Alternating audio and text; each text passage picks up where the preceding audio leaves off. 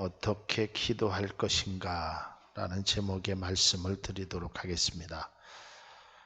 이 말씀을 제가 설교로 채택하고 말씀을 증거하는 배경은 두 가지입니다. 첫 번째로는 내일부터 있을 특별 새벽 기도회에 관해서 우리가 왜 기도해야 되며 어떤 기도를 해야 하는가 이 말씀을 드리고, 또 두 번째로는 제가 우리 성도님들에게 문자를 다 보내서 다 아시겠지만 우리 김충구 집사님이 10월 3일 날 아침 8시 20분에 신장 이식 수술을 받았습니다.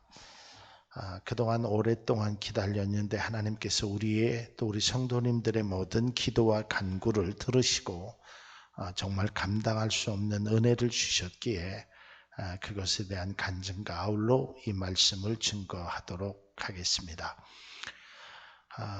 오늘 말씀은 주로 기도를 어떻게 해야 할 것인가 라는 말씀을 하고 있습니다. 많은 사람들이 이 교회에 다니면 기도를 듣게 되고 기도를 하게 되고 또 기도에 대해서 말씀을 배우게 됩니다. 기도는 어떻게 하는 것이 가장 잘하는 것일까?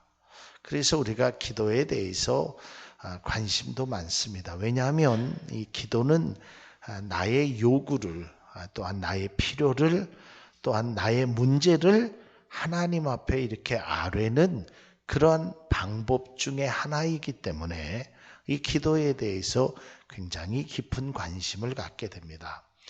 그래서 오늘 예수님께서 세 사람의 기도를 말하고 있습니다. 첫 번째로는 억울한 일을 당한 여인의 기도, 그 다음에 두 번째는 바리새인의 기도, 그리고 세 번째는 세리의 기도. 이 세 사람의 기도를 통해서 과연 우리의 기도가 어떠해야 할 것인가? 우리가 하나님 앞에 어떠한 자세를 가지고 어떠한 생각을 가지고 어떠한 모습을 가지고 하나님 앞에 기도해야 할 것인가 라는 생각을 함께 나누고자 합니다. 첫 번째, 이 여인의 기도를 통해서 우리가 좀 깨달아야 될 것은 오늘 성경 속에서 이 억울한 일을 당한 이 여인이 하나님 앞에 이제 기도하는 것이 바로 이 여인과 같은 심정을 가지고 기도해야 될 것을 말하고 있습니다. 이 여인의 기도를 통해서 우리가 물론 끈기 있게 기도하고 열심을 다하여 기도하는 것도 중요합니다. 그런데 우리가 기도할 때 이 말씀의 본질은 그저 어린아이 울듯이 그냥 앙앙 울면 하나님이 들어주실 거다라는 것이 결코 아닙니다. 이 말씀의 본질은 하나님은 나의 기도를 들어주신다는 것에 본질이 있음을 깨달을 수 있기를 바랍니다. 자, 비유는 이런 것입니다. 한 마을에 하나님을 두려워하지 않고 사람을 무시하는 재판장이 있습니다. 누구의 말도 듣지 않습니다. 그리고 권력과 손을 잡고 권력에 아부하는 일만 합니다. 그러니 이 사람이 나의 원한을 풀어달라고 아무리 해도 그 원한을 제대로 풀어주질 않습니다.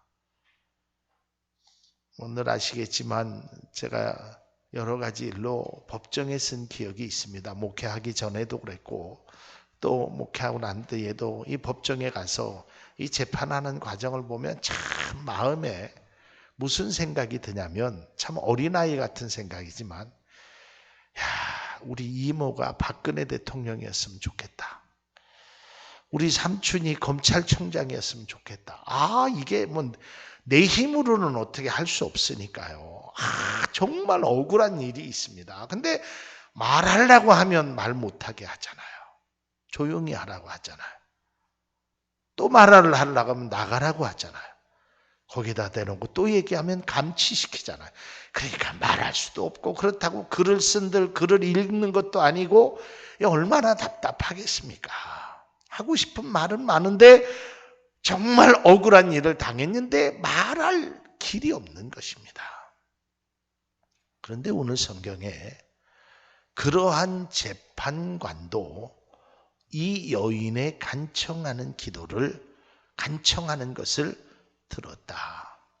그러니까 여기에서 그 핵심이 뭐냐면 막 간구해서 들었다라는 것이 아니라 너를 무시하는 사람도, 그렇죠, 오늘 성경에 사람을 무시한다고 그랬으니까 너의 원한을 들어줬건만 너를 사랑하는 하나님이야 너의 기도를 들어주지 않겠느냐 이것입니다. 사랑하는 성도 여러분, 나중에 기회가 있으면 우리 김충구 집사님이 간증을 하시면 더 좋겠지만 제가 잠깐의 간증을 좀 드리도록 하겠습니다. 이 받은 은혜가 정말 너무 기쁘고 너무 감사해서 제가 금요 심야 기도회 때도 그런 얘기를 했어요. 우리가 알다시피 김충구 집사님이 우리 교회 처음 시작부터 함께 하신 분이잖아요. 2011년도 8월 달에 우리 교회가 설립되고 그리고 김충구 집사님이 수요 예배도 나오고 금요 예배도 한참 신앙생활 열심히 하다가 제 기억으로 한 11월 달쯤에 서울대 병원에서 전화가 왔습니다. 이제 순서가 거의 다 됐으니 몸을 준비하라. 그래서 목사 입장에서 얼마나 기뻤던지, 하나님께서 우리 집사님의 기도, 우리 성도님의 기도, 부족한 목사의 기도를 들어주시는구나. 그랬는데 이게 12월이 돼도 아무런 소식이 없는 것이었습니다. 한 달, 두 달 지나가다가 2012년도도 그렇게 지나갔습니다. 제가 2012년도에 한 달 동안 금식 기도를 했습니다. 물론 아침만 했지만 다른 기도하지 않고 김충구 집사님만을 위해서만 한 달간 금식 기도를 해보았어요. 근데 2012년도도 아무런, 13년도에도 제가 중간중간 금식 기도를 하면서 기도했습니다. 아무 연락이 없었습니다. 아마 말씀은 안 하셨어도 우리 김충구 집사님이나 서은영 집사님이나 속으로 답답하셨을 거예요. 목사님은 기도한다고 하는데 아무런 연락도 없고 이제 몸은 지쳐가고 마음도 지쳐가고 있었습니다. 근데 제가 2013년도 하반기서부터 무슨 기도를 했냐면, 하나님, 여지까지 기다린 건 너무 억울하니까 하나님 해주시되 아주 건강한 최고로 좋은 이식 수술을 할 수 있도록 해주십시오. 이렇게 기도했습니다. 그리고 제가 우리 김충구 집사님 안수기도 할 때마다 그런 기도를 했어요. 하나님, 이식할 때 세상에 가장 좋은 콩팥으로 이식할 수 있도록 해달라고. 그리고 제가 지난주에도 신방을 갖고 그 한 달 전에도 우리 성도님들하고 함께 그 가정을 방문해서 예배를 드렸습니다. 제가 그때 그런 설교를 했어요. 우리 김충구 집사님 가정이 그래도 감사해라. 우리 교회에서 이만큼 모든 성도님들이 찾아와서 예배드리고 이만큼 하나님의 은혜 가운데 많은 분들이 이렇게 예배를 드린 가정은 없는 것 같다. 목사가 수시로 가서 예배를 드렸습니다. 그랬는데 10월 2일 목요일 날 우리 이창호 안수 집사님하고 이제 저녁을 함께하고 집에를 들어가려고 하는데 전화가 왔습니다. 목사님, 서울에서 연락 왔습니다. 이 운전대를 잡는데 운전대가 부들부들 떨리는 겁니다. 그래서 제가 전화해서 집사님 누구하고 가십니까? 그랬더니 제가 직접 운전하고 가야 된다는 거예요. 그래서 그건 안 됩니다. 집사님 수술 받을 사람이 운전해서 제가 운전해 드리겠습니다. 그래서 교회 차를 가지고 이제 이모하고 김충구 집사님하고 서은영 집사님하고 서울을 갔습니다. 그래서 저는 생각에 서울을 가도 이게 급하니까 바로 수술하면 새벽에 내려올 수 있겠지. 그래서 제가 장로님 두 분에게 전화를 드리고 새벽 기도 혹시 못 오면 이렇게 해달라고 제가 두 분에게만 전화를 드렸습니다. 왜냐하면 수술이 되지 않은 상태에서 누구에게도 전화를 할 수가 없는 상황이기에 이렇게 두 분에게만 전화를 드렸습니다. 그랬는데 밤 11시에 서울에 도착했는데 새벽 6시까지 검사를 하는 겁니다. 피 검사에 엑스레이 검사에 밤을 거기서 꼴딱 샜습니다. 의자에 앉아서 꾸덕꾸덕 졸기도 해보다가 도저히 안 되고 몰골이 막 그래서 새벽 2시에 사우나 가서 목욕하고 오자마자 또 집사님 손잡고 위로하고 그러다가 아침 8시에 우리 집사님이 수술을 들어갔습니다. 근데 놀라운 사실은 그 이식자가 16살 여자아이였습니다. 참 감사했습니다.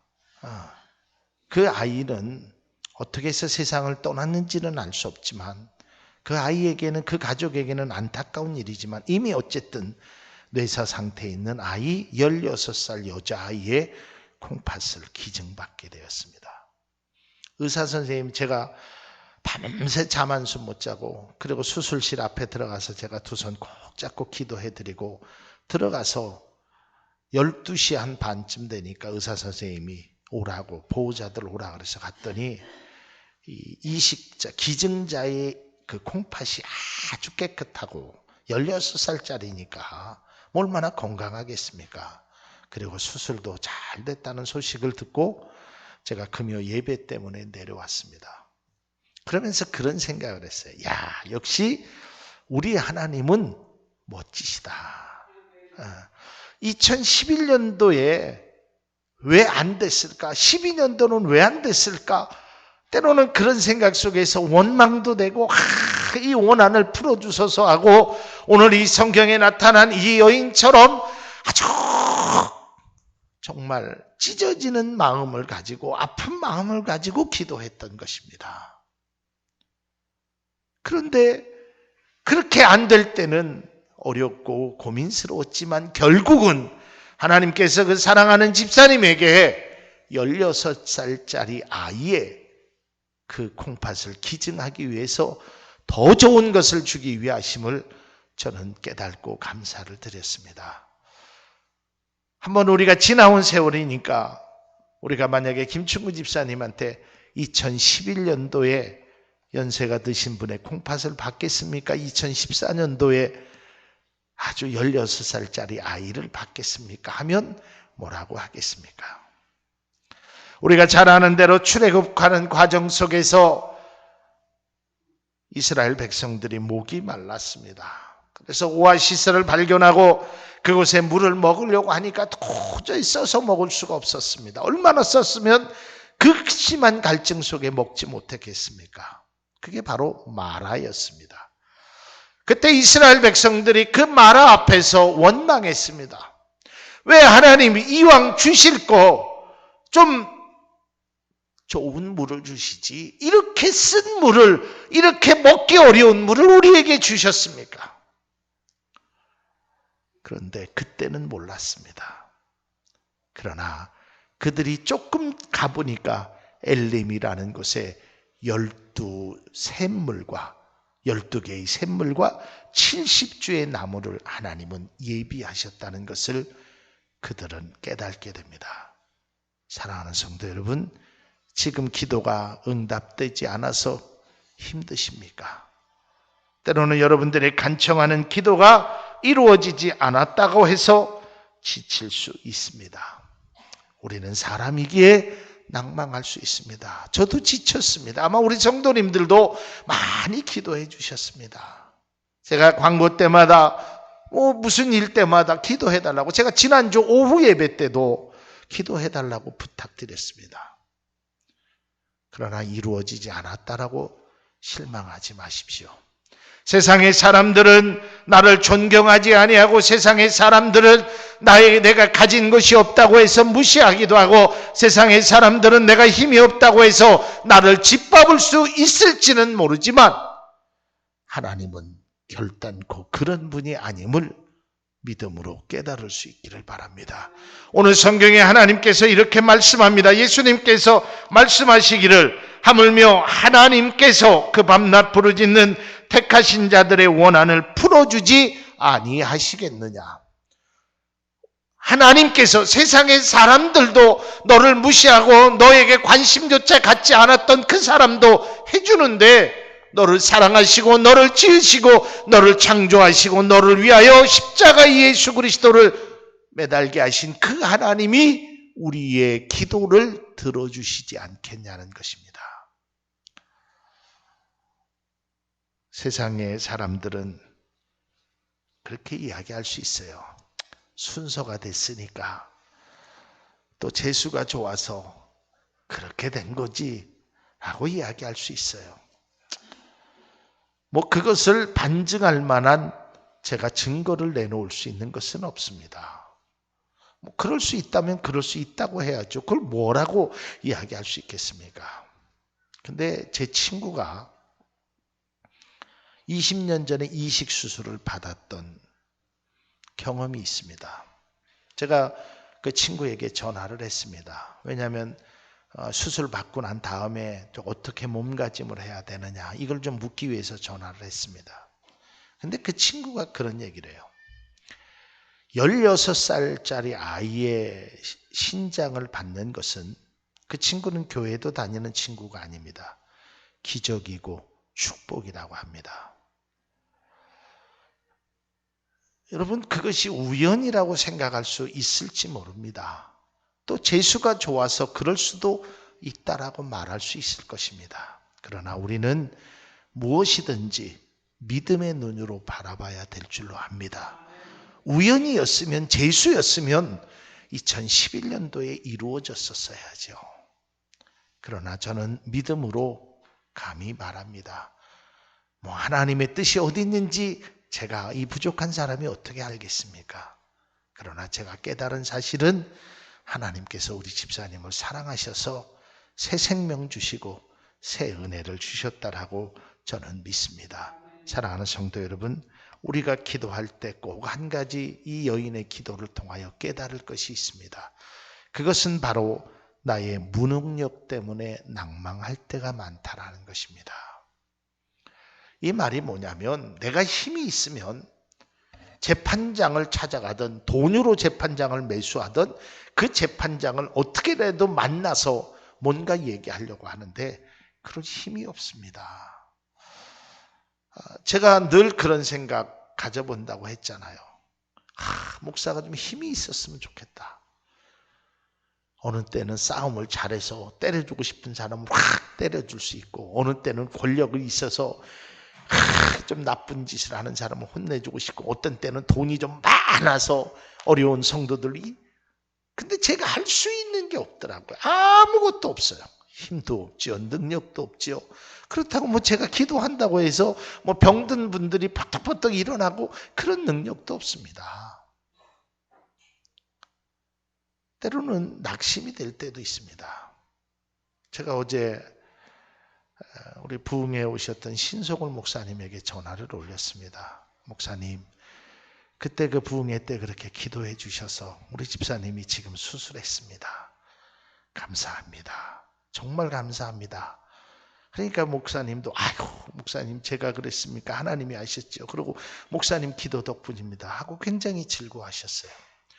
저는 그런 능력이 없습니다. 그러다 보니까 목회자로서 한때는 참 외로울 때도 있고 힘들 때도 있습니다.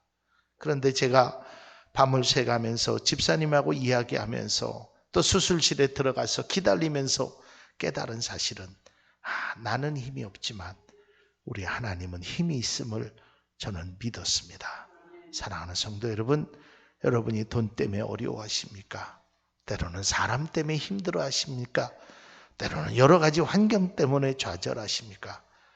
여러분, 돈으로 힘으로 해결하는 것보다 하나님의 은혜로 해결하는 것이 더 귀한 축복임을 깨달을 수 있는 우리 모두가 될 수 있기를 바랍니다. 그 다음에 두 번째 오늘 성경에 나타나는 바리새인의 기도입니다. 성경에서 아주 유일하다고 할까요? 아주 예수님으로부터 강한 책망을 받은 사람이 바로 바리새인입니다. 오늘 성경의 바리새인은 이렇게 기도합니다. 한번 보십시오. 얼마나 아주 이 기도가 참 기가 막힌 기도를 하는지. 한번 그의 기도를 보면 그는 이렇게 합니다. 바리새인은 서서 따로 기도하여 이르되 하나님이여, 나는 다른 사람들 곧 토색, 불의, 간음을 하는 자들과 같지 아니하고 이 세리와도 같지 아니함을 감사하나이다. 나는 일해에 2번씩 금식하고 또 소득의 11조를 드리나이다. 이게 무엇입니까? 자기 의를 드러내는 것입니다. 자기의 의를 나타내는 기도를 하는 것입니다. 하나님, 그래도 나는 부모 잘 만나게 하심을 감사합니다. 그게 그냥 나를 향한 감사로 하는 것이 아니라 저 집사님은 남편을 잘못 만났는데 그래도 나는 좋은 남편 만나게 하심을 감사합니다. 이렇게 기도하는 것입니다. 여러분 생각해 보십시오. 우리의 기도가 다른 사람을 자꾸 비교하는, 또한 다른 사람의 어떠한 우월감을 나타내는 기도도 잘못된 것입니다. 또한 반대로 또한 우리가 너무 큰 자격지심이 있어가지고 그렇게 기도하는 것도 잘못된 것입니다. 사랑하는 성도 여러분, 우리 가끔 윤태진 안수 집사님이 부르는 찬양 중에 내가 못났으나, 내가 잘났으나, 내가 가난하여도, 내가 부하여도, 내가 악하여도, 내가 강하여도 너는 내 것이다. 이게 하나님의 음성이고 은혜인 것입니다. 여러분, 기도할 때 절대로 누구와 비교하지 마십시오. 또 누구보다도 내가 부족하다고 내가 열등감에 있지 마십시오. 우리는 그저 하나님 앞에 나의 진솔한 모습으로 기도해야 될 줄로 믿습니다. 하나님 앞에 종교적인 행위를 하는 것이 내가 기도 응답 받는 조건이 아닌 것입니다. 하나님, 내가 교회에다가 이렇게 열심히 했습니다. 소득의 11조도 냈습니다. 내가 하나님 앞에 이렇게 1회에 2번씩이나 금식했습니다. 내가 율법적으로 완전하게 살았습니다. 라고 주님 앞에 나와서 그러기에 내 기도가 가장 먼저 들어주셔야 됩니다. 라고 말할 수 있습니다. 이건 세상의 방법입니다. 세상은 그런 것이 통할 수 있습니다. 내가 기부금을 많이 내면, 내가 힘이 많으면 줄 서 있어도 내가 먼저 갈 수 있고, 입원실에 없어도 나는 입원실에 들어갈 수 있는 그런 특혜를 받는다라고 생각하지만 기도는 그렇게 하는 것이 아닙니다. 기도는 결코 하나님의 은혜가 있는 것이지 나의 의를 통한 하나님의 보상이 있는 것은 아닌 것입니다. 그러기에 우리는 날마다 기도할 때 겸손한 모습으로 기도해야 하는 것입니다. 그래서 오늘 성경의 교훈이, 마지막 교훈이 무엇입니까? 자기를 높이려 하려거든 오히려 자기를 낮추어라 하는 것입니다. 자기를 낮추어야 하는 것입니다. 서로가 섬기기 위해서 존재하는 그런 기도가 되어야 되는 것입니다. 오늘 성경의 마지막으로 세리의 기도를 보십시오. 세리는 이렇게 얘기합니다. 멀리 있어서 감히 눈을 들어 하늘을 쳐다보지 못하고 다만 가슴을 치며 하나님 불쌍히 여기셔서 나는 죄인입니다. 이 사람은 세리인 이 사람은 바리새인과 비교하지 않았습니다. 누구하고도 비교하지 않고 자기 자신만을 위해서 자기 자신이 부족한 사람임을 고백했다라는 사실입니다. 김충구 집사님이 수술하기 그날 목요일 날 제가 기독교 백화점을 가서 어떤 분에게 상담을 받습니다. 목사님, 드릴 말씀이 있습니다. 예. 다른 교회 성도들은 목사님이 기도해 주셔서 또 이런 축복도 받았고 이런 것을 간증을 하는데요. 저는 기도를 해도 기도가 응답되질 않습니다. 그러다 보니까 심지어는 우리 목사님이 미워집니다. 우리 목사님은 나를 위해서 정말 기도를 하시는 것인지, 때로는 우리 목사님은 얼마나 능력이 없으면 이렇게 기도 응답이 안 되는 건지. 그 얘기를 딱 듣는 순간 제가 머리에 해머를 맞는 기분이었어요. 야, 만약에 김충구 집사님도 그렇게 생각하면 어떻게 될까? 목사는 금식까지 하면서 기도한다는데 되기는 뭘 돼? 목사님의 능력이 없나 봐. 그래서 그 권사님은 심지어는 교회를 떠나고 싶습니다. 그런 말씀을 저에게 하셨어요. 그래서 제가 그런 얘기를 했어요.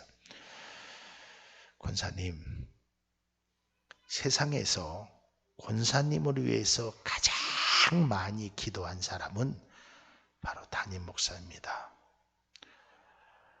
저는 제가 기도에 능력이 있고 없고 능력 없습니다. 그러나 저는 자신 있게 말할 수 있습니다. 우리 교회에서 김충구 집사님으로 해서 가장 많이 기도한 사람이 바로 저입니다. 아니, 우리 모든 성도를 위해서 이 전 세계의 어떤 목사보다 제가 제일 많이 기도합니다. 여러분, 목회자의 능력이 있고 없고는 여러분이 판단하실 것이 아닙니다. 하나님이 들어주시는 것입니다. 제가 그 이야기를 하고 그분과 헤어지고 2시간 만에 제가 전화를 받습니다. 여러분이 말씀하지 않아도 목회자가 제일 그런 부분에 대해서 어렵습니다. 아유, 우리 권사님, 우리 집사님, 우리 장로님, 아유, 저분은 이런 기도, 저분은 그런 기도, 저분은 저런 기도, 하나님 응답되게 해달라고 기도하는데 안 될 때 당사자도 힘들지만 그분을 바라보는 목회자의 마음은 참 뭐라고 말할 수 없는 아픔이 있습니다. 밤을 새서 병원에서 뜬 눈으로 밤을 새도 밤에 무엇을 먹어도 입에 하나가 들어가지 않고 입안이 까칠까칠해도 마음은 기뻤습니다. 행복했습니다. 왜냐하면 하나님께서 우리 집사님에게 은혜를 주셨기 때문에 그렇습니다. 사랑하는 성도 여러분, 기도에 낭망하지 마십시오. 또한 여러분의 삶에 지치지 마십시오. 하나님이 반드시 우리 집사님의 기도를 들어주신 것처럼 여러분에게도 반드시 기도를 들어주심을 깨달을 수 있기를 바랍니다. 그러면서 우리가 기도할 때 꼭 깨달아야 될 것은 겸손함으로 기도하십시오. 저는요, 가끔 이 식사 기도를 우리 성도님들이 이렇게 함께 하면 목사가 기도하지 않습니까? 축복 기도도 하는데. 근데 저는 이제 감히 그런 용기가 없어서 그런 기도를 못 하는데 제가 다른 분의 기도를 하는 것 중에 가장 마음의 식사 기도에 마음에 감동받은 기도가 있었습니다. 그것은 신부님의 기도였습니다. 그 신부님이 그런 기도를 하세요. 하나님, 오늘 이렇게 좋은 음식을 주신 것을 감사합니다. 이 음식 먹고 밥값하는 인생 되게 하여 주옵소서. 주님의 이름으로 기도합니다. 그 짧은 몇 마디에 내가 기도했던 모든 기도보다 정말 영적인 파워도 있고 밥값하는 인생 되게 해달라고. 이게 무엇입니까? 우리의 인생이 올바라야 됨을 말하고 있는 것 아니겠습니까? 사랑하는 성도 여러분, 우리는 그저 기도하면서 복 달라고, 은혜 달라고, 축복해 달라고 그런 것도 중요하지만 세리처럼 겸손한 기도가 우리 가운데 있어야 될 줄로 믿습니다. 우리의 신앙에도 이러한 겸손함이 있어야 되는 것입니다. 그래서 우리가 서로 섬기며 아름다운 모습으로 살아갈 때 오늘 성경에 기록되어 있던 것처럼 하나님께서 우리의 기도를 들어 응답해 주실 줄로 믿습니다. 오늘 성경은 이렇게 말하고 있습니다. 그 불의한 재판관도 너의 기도를 들어줬건만 하물며 하나님께서 그 밤낮 부르짖는 택하신 자들의 원한을 풀어주시지 아니하시겠느냐. 여러분을 향한 주님의 음성임을 깨달을 수 있기를 바랍니다. 기도하겠습니다. 하나님.